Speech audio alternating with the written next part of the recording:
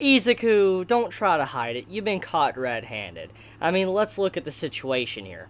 Late at night, loud noise, hunched over in your bed, looking at your hand, breathing heavy. Come on, you were caught.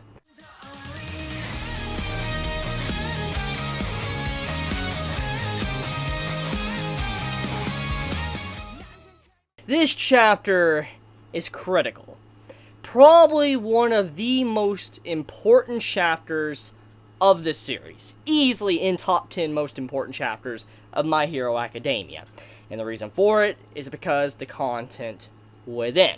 Now, before I go any further, I do want to mention that I'm going to be reviewing the latest chapter that did come out, but also the Volume 0 chapter that ties in with the movie of My Hero Academia, but in a way actually ties in with this chapter of My Hero Academia. So, I'm going to be talking about both chapters. The other chapter from Volume 0 is only like 9 pages. There's really not a whole lot to happen. I mean, I can summarize it in about 30 seconds. It's really not that long, but it does have some relevant content that ties in with the latest chapter that came out this week. So anyways, with that being said, let's get right into it.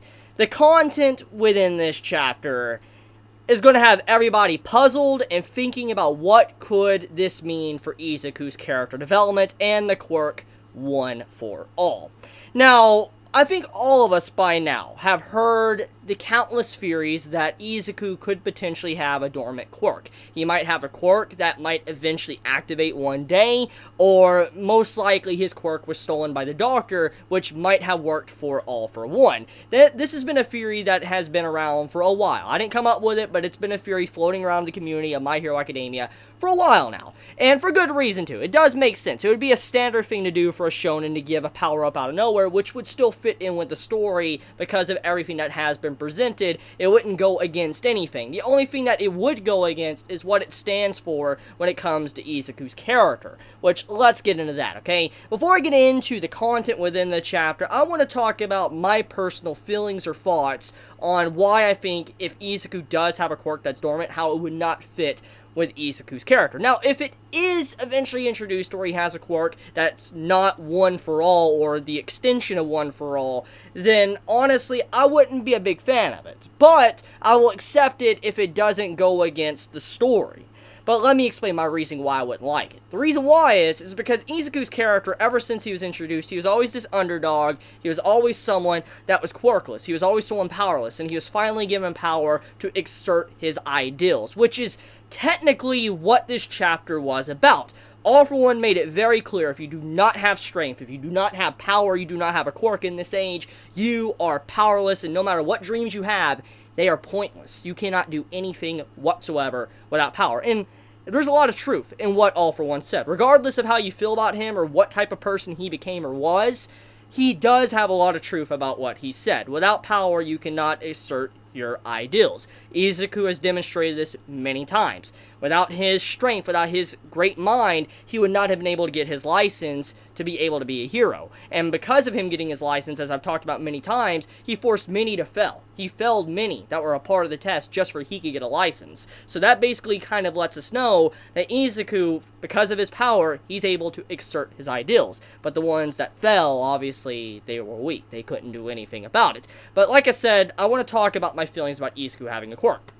As I said, Izuku, he's always been that underdog, he's always been that person that was born without a quirk, and then he managed to get One for All attached to him. And because of that, he was able to get the life he has throughout My Hero Academia. And eventually, we do know that he's going to become the greatest hero that the world has ever seen. That was even stated at the beginning in the first chapter, which we all knew this was bound to happen eventually since this is our MC, but the question is how would the journey be? How would he obtain this? And I don't personally want Izuku to have a dormant quirk because it would go against everything that was set up previously. Even if it fits in with the story, I just feel like the theme of the series would kind of shift a little bit because of just how the presentation of it would be done. Because Izuku, like I said, he had nothing, he was upset, depressed, which most likely resulted in his mom getting a little bit heavier because of just seeing her son not being able to have his ideal or do what he wants. It would upset a lot of things, and so I would not like that personally. So I really do hope that what we see going on here within this chapter isn't something that is like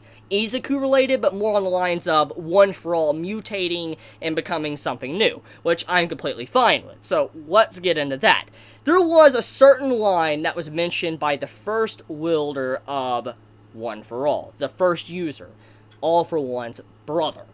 He said that the quirk has long surpassed singularity, which means that it's no longer just one thing, or one individual. For instance, now because of what has happened, how much time has transcended with this quirk being passed down, it's now become something completely different, which this is a theme that has been ongoing for a long time now, since the very beginning, honestly, of the story. We have heard time and time again that with each passing generation, quirks will get stronger. Let's think of Todoroki. Todoroki Shoto is a perfect example of an individual, thanks to his parents and multiple generations of quirks. He has a quirk that honestly has pretty much no weakness and is incredibly strong. And the reason why his quirk is so incredibly strong is because of how many generations have passed. And the more generations that pass, the stronger the quirks are going to become. And eventually, quirks might become to a point to where you might not be able to control them. You might not be able to handle it or be able to use them at all, because it would just cause devastating effects to everyone around them. And in a lot of ways, maybe what Overhaul wanted, to rid the world of quirks so it would be a disease, maybe he was onto something. But the way he went about it, obviously, was not the right way to go about it. But he could be onto something. That could be a precursor to what may have to happen for the story of My Hero Academia, to rid the world of quirks, because one day, as generations continue to pass, you're going to have it where quirks are going to get crazier and crazier and crazier, to the point to where potentially the planet would be in danger, because that could happen. So that is what I think is being mentioned here, is that the quirk singularity that the first user, the original One for All user, was talking about, was that thanks to how many generations have passed and how this quirk has passed down, it has mutated into something it never once was. Now, we don't really know what was happening within this chapter has happened to All Might, Nana. We have no idea if this has happened to previous users. It's never been established, and from what we've heard, which was re-established in this chapter from All Might, is that he saw them, but he was never able to interact with them. They were never able to interact with him, or vice versa. They were never able to really communicate whatsoever. Now, as we all know, All Might, he's not really best teacher. We've known this. This has been established many times, and this was even stated by All For One himself. He's like, All Might, you're not really a good teacher whatsoever, and All Might's been taking steps to improve himself and to become a better teacher. And since he has a limited amount of time, he wants to do everything he can for Izuku before eventually he dies, which was, the premonition that Night Eye gave him.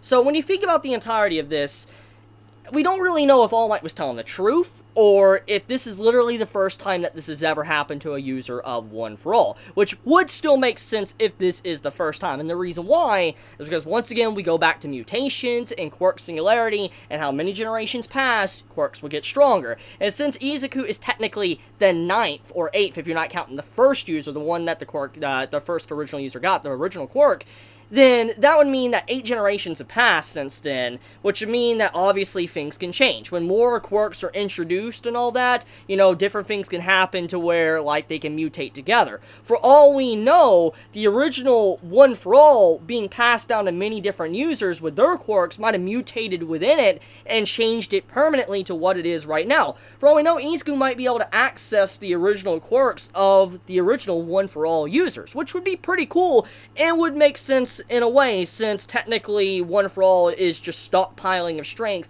and passing down power to the next generation. So it would fit in with that theme. I would honestly not be against that whatsoever. But here's the thing, though. The point about this, introduction of quirk singularity and mutations is that how far does this extend? Does this mean that who Izuku was watching within this chapter, was that just a distant memory? Was that truly the original One for All user? Or was that something else? Was it just a hallucination? I highly doubt it's a hallucination, to be honest. I really doubt that. So either it's a fragmented memory, or it's literally the original user showing Izuku what happened. And if that really is the case, that opens the door up for all of the users of One for All to do the exact same thing, which means is that Izuku might have to train under each individual user to use 100% One for All. Now, this would explain why his quirk works slightly different from All Might. Think about it like this. Remember what All Might said? All Might said as soon as he gained One for All, he was able to access the quirk like it was nothing and use everything he could. All the strength of One for All. It bonded with him perfectly. Which, it was always weird. We always assumed the reason why Izuku couldn't use the quirk was because his body was weak. But then, it still didn't make sense over time. Like, how did someone like All Might, obviously, yes, he trained a lot. How did he get to the point where he used so much strength like that? It didn't make sense when you really think about that. It still doesn't kind of make sense how All Might was able to just use the quirk like it was nothing. While Izuku struggles so much and has put so much time and effort in learning how to use the quirk. So, there's a lot of things there that obviously just do not make sense. And I think what it comes down to now is, once again, mutations of the quirk. What if, just a theory here, I'm not saying that this is indeed happening, but a theory. What if what All Might said, that, you know, they can either interact with you or you can talk with them or whatever, what if he was telling the truth? But it was at the next level of mutation. The mutation was about to take place, and that's what happened to Izuku. For instance, now he's able to tap into the original quirk, or how it was, the original users, and use their strength, their experiences to expand upon his own. In this case, the reason why Izuku cannot use One for All is because he needs to actually learn from the individuals to gain access. Kind of similar like the Avatar. You know how I talked about that in my last chapter review? What if the situation with the One for All users is similar to Avatar, to where he has to communicate and understand them to be able to use the power of One for All to the fullest extent, and even surpass them? That could be why the original user says we're long past Quark Singularity. You have to work together to be able to use it at the fullest extent. Which would be really cool for the story if that's where Horikoshi wants to take it. Now, another thing, too, I do want to mention as well about this segment, is the fact that I do wonder why two individuals were shadowed out. That is a big mystery. We do know that users of One for All can have other quirks. Nana apparently had another quirk besides One for All. All Might himself even stated this, that, you know, his master had a quirk. So we do know that you could have two quirks at once and it'll be completely fine. And potentially that could mutate together for all we know. But the point is that why did Horikoshi decide to hide two individuals? Shadow them out. And that's not even getting into the question of how they're out of order. Why all the users of One for All are completely out of order. Like, why Nana was so close to Izuku, but then All Might was on the exact other side. It didn't make sense when you think about it. You're like, why? Why is it like that? What does that represent? What is Horikoshi trying to say? Because for All Might to be, like, the furthest back, but his figure is not fully formed, and then two others are shadowed out, but then someone like Nana is completely there and all that Izuku has never seen. Like, what's happening there? Why is that happening in the story? That obviously has meaning for whatever Izuku is going through. This is what I'm assuming.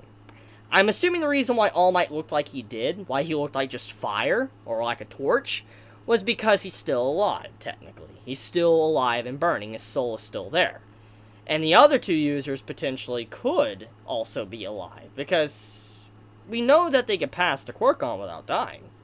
This has been established since the beginning. We all know this.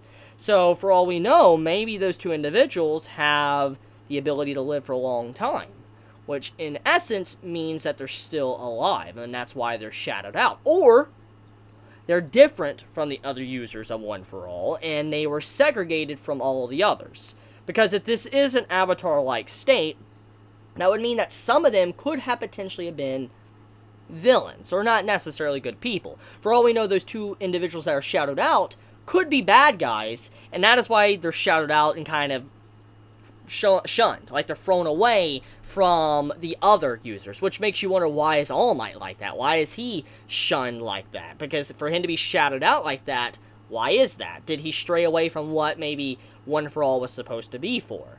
Which then makes us wonder, if that is true, why is only the original user of One for All communicating with Izuku?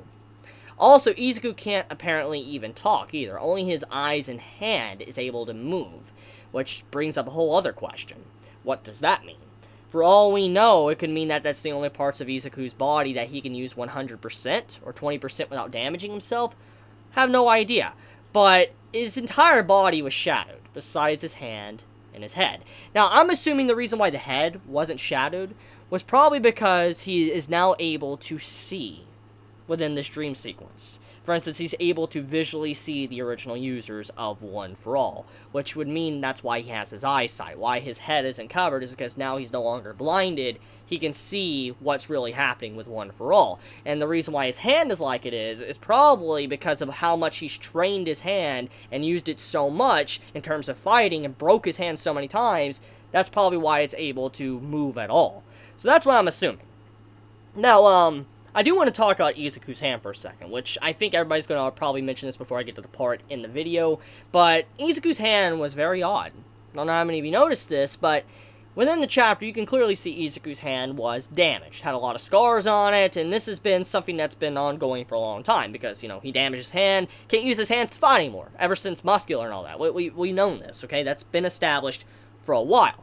But the thing is that Izuku, we see clearly has scars within the dream sequence, but when he wakes up, scars are gone. Now, this could be a art error. Maybe Horikoshi just forgot to draw it, or he had, you know, a helper draw it, and he forgot to tell him to add it in, or the markings of One for All is covering it, possibility, or his hand got healed, which that is another thing to talk about.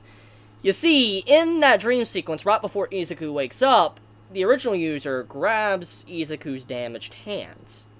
Then he wakes up, he looks at his hand, it's activated, but it doesn't have any scars. Which makes me believe that the original user healed his hand. But what does that mean, then? What's going on there? Like, you know, if his hand is healed, does that mean he has a healing aspect of his quirk, or is it something else? Does it like link with the other users of One for All that may be alive and sap their life force to repair his own injuries, for all we know? I mean, think about it like that. What if his hand is healed, what if All Might's life force was used to heal him, if they're all linked in like a soul spiritual type sense? Think about it like that. That would mean that what if Izuku's the reason why All Might's going to die? Just saying. So, a lot of questions I have. But let's get into All for One, because that was definitely a critical part to the chapter. We finally kind of get to see the facial reveal of All for One, and his personality of how he was when he was younger.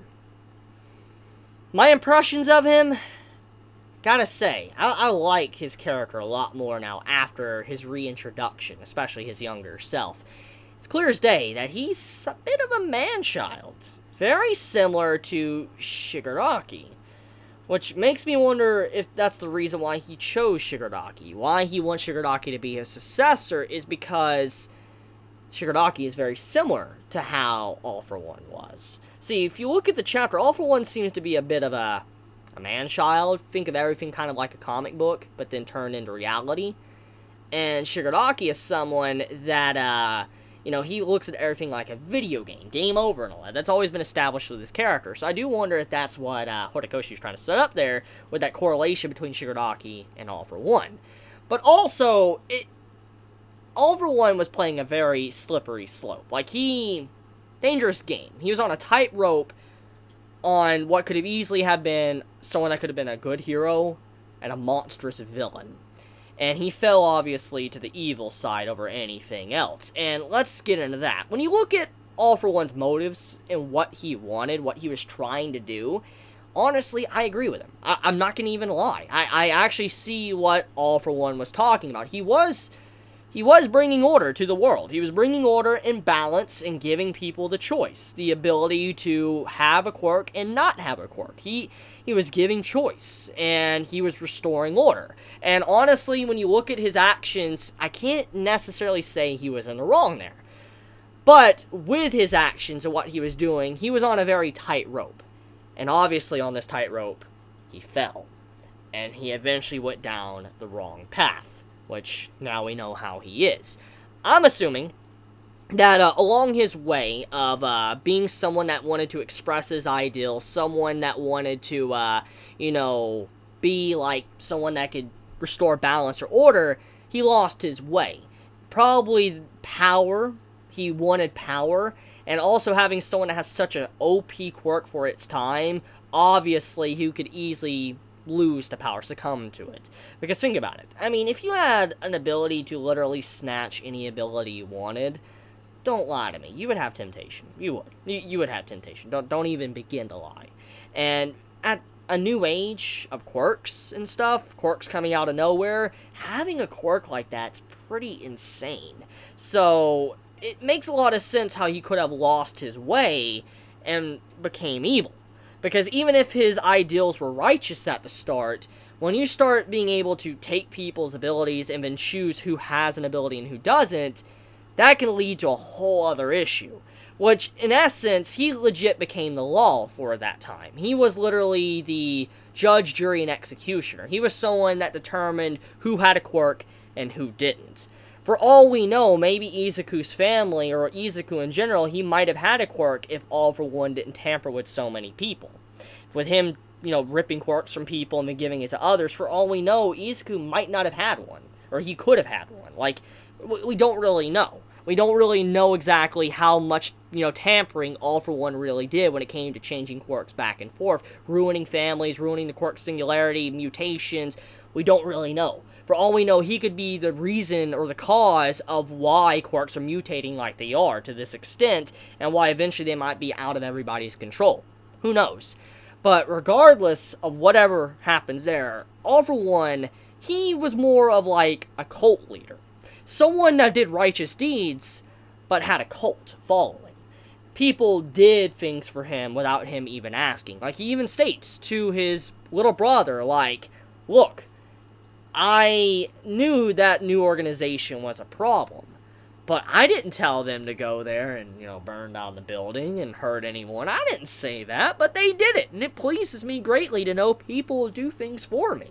And it showed that he's already lost his way in that moment. But it also showed that his influence, what he did, he had a grip on people's minds, their hearts. And they would willingly do anything for him, even if he didn't say it. So, if they wanted to, they would just try to make a world secure for him, and he didn't even need to say, do this, do that for me. They would just do it regardless. Which showed how manipulative he was. He was someone that was able to get in someone's mind and make them a puppet, a pawn, for whatever he wants.